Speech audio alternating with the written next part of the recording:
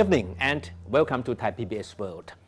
If you want to believe the opposition parties, then everything that is wrong with Thailand today goes back to the constitution. And that's why amending the country's supreme law has been one of their top election issues.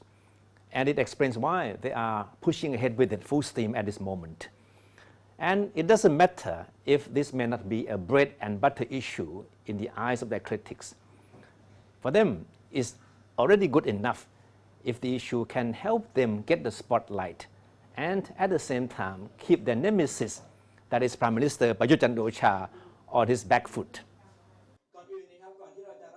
That's why key members of the opposition political parties have, over the past few weeks, been busy promoting debates on the need for a constitution amendment.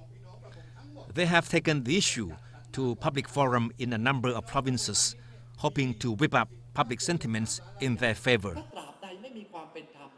While blaming all the political ills on the constitution, which they have branded as a legacy of the military dictatorship, the opposition leaders have been vague on specifics as to what changes they want to see.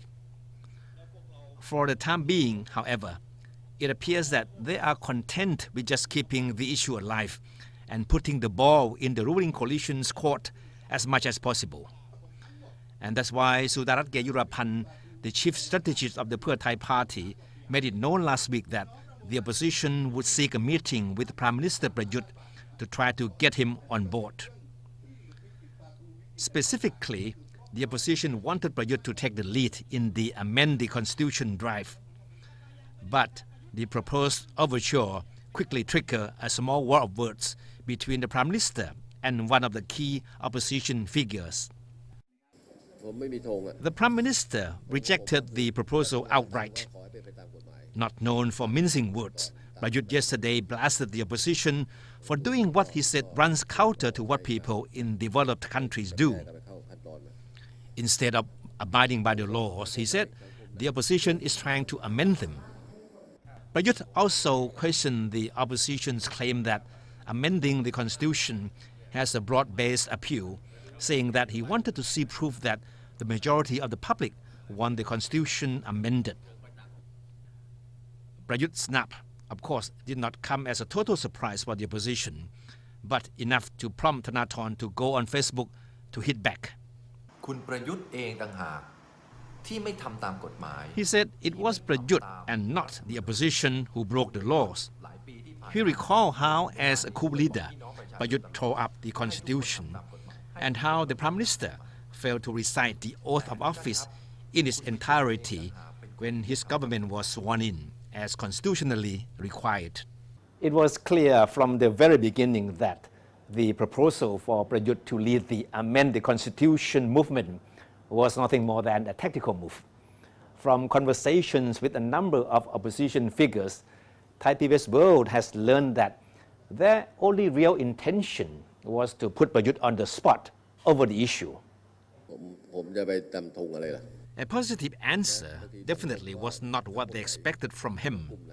For them, a no answer straight from the mouth of the Prime Minister was enough to reinforce their message about what they want to portray as his illiberal attitude. The media have also been the opposition's target audience. The past 1 week has seen opposition party leaders dropping by at offices of several major media outlets to pitch their idea.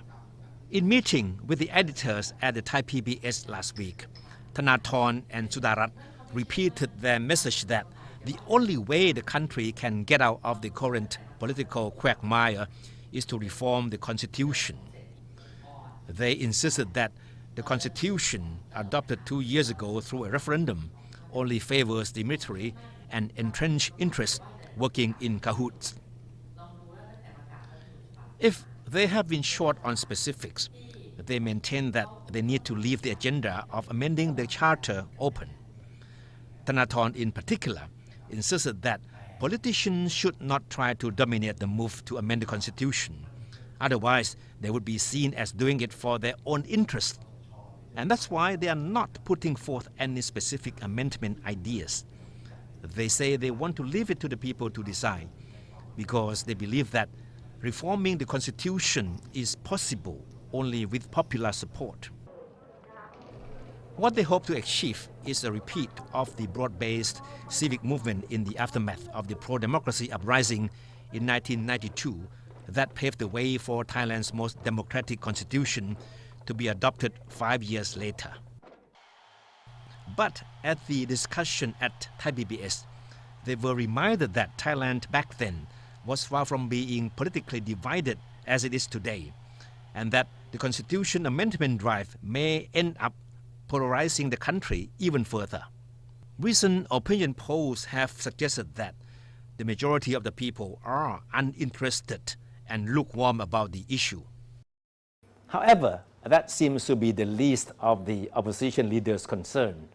For the time being, it looks like they are determined to go ahead with what they're doing, believing that this is the only issue that can rattle the ruling coalition, and at the same time, rally the anti-Prayut and anti-military forces.